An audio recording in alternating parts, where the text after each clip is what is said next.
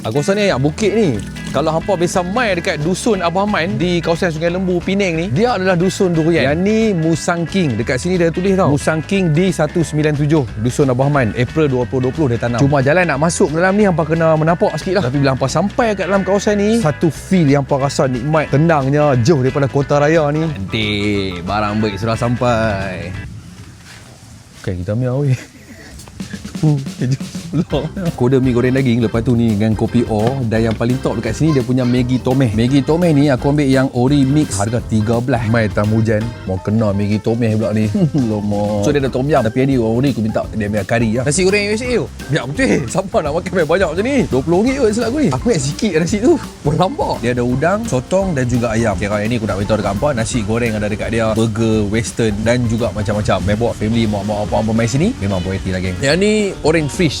Kira untuk nak refreshing pun boleh juga kat dia. Dusun Abah Man di Sungai Lembu, kawasan Bukit Tajam ni, Penang. Dia buka 5 petang sampai 12 malam. So dia cuti hari Isnin. Mai support bisnes orang kita di Sungai Lembu, Bukit Tajam, Penang ni geng. Ciao.